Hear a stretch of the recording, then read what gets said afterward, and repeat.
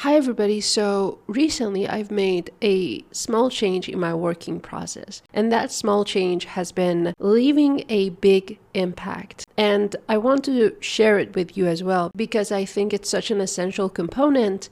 For the longest time, I used to be afraid of getting on with the big task that I was supposed to do, and I would procrastinate for a long time and I would be doing something else instead just to keep that overwhelm at bay, just to get out of that feeling of frustration and not knowing where to begin or how to start the process at all. So I made a small change, which was to add a small activity in the beginning of the working session. So for me, it's me sitting at my desk where I'm often doing the work, but starting with such a tiny activity that doesn't require so much willpower, that doesn't give me the sense of frustration that a big project gives you. So I start doodling because this is what my default system gravitates towards. So I don't need any willpower to do this. I just start doodling ideas, doodling just whatever comes to my mind. I start doodling faces. I start doodling whatever, like any object that I see around myself, anything that I want to doodle. And you can see the result of that on the screen. And then after a few moments of sketching, I start to feel this creative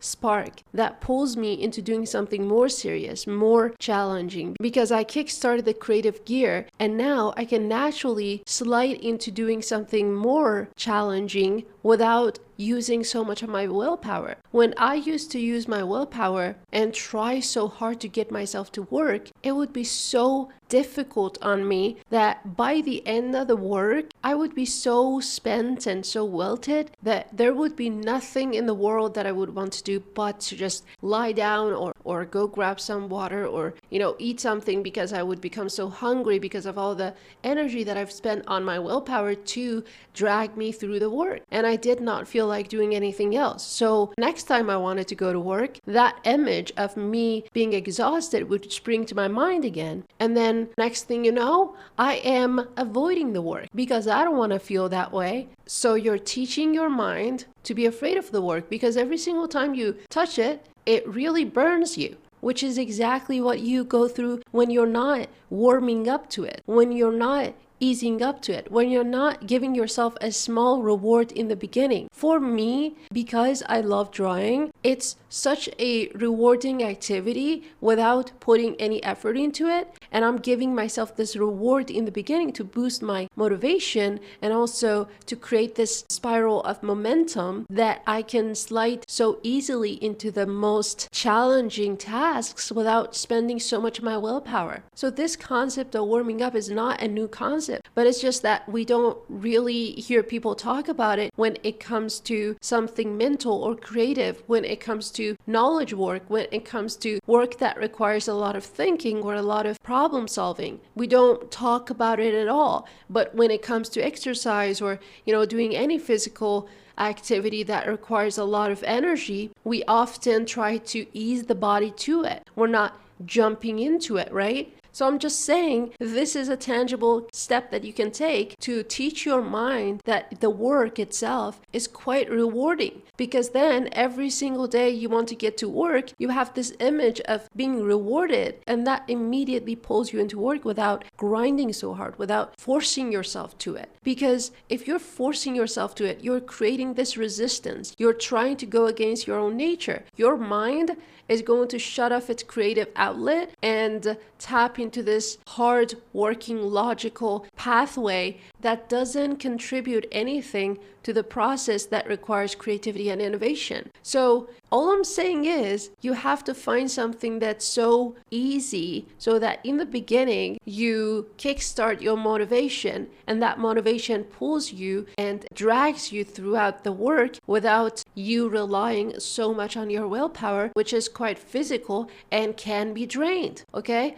But the other way around, you're creating willpower as you go along without using your willpower. You're adding even more mental energy so that by the time you're finished with the work, you're probably probably more energized than the moment you started it. You just feel so energized by the work because you have been doing it naturally. You've been making it happen on its own accord without you getting in your own way. So for that activity, you can choose anything that feels natural to you. If you're interested in, for example, playing guitar, maybe play a little bit of guitar in the beginning. If you're interested in reading, then start your session with reading some, short stories maybe. If you're interested in writing, then journal before you get into the big work. If you're interested in drawing, then draw before you commit to the harder task, because it's going to revive your sense of creativity, and your innovative thinking is going to wake up. And it's going to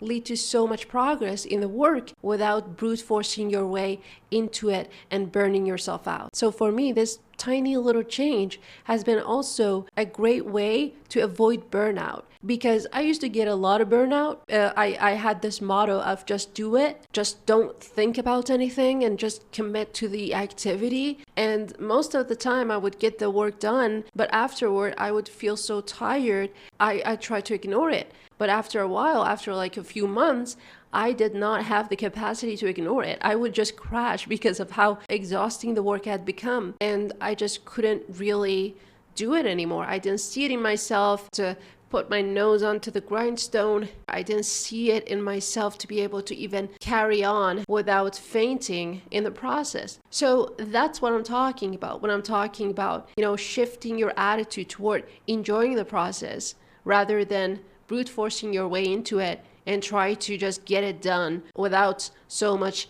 emotional connection with the work. So this is what I'm saying. You're training your mind to use the same circuit that you use for hobbies and apply it to the work, because you're doing those things in the beginning of the work, and now your mind is in the habit of thinking that way. And when you're thinking in the terms of hobbies, you're all of a sudden changing your viewpoint toward the work as if you're seeing some sort of game, as if you're seeing the same thing that you are encountering in the hobby.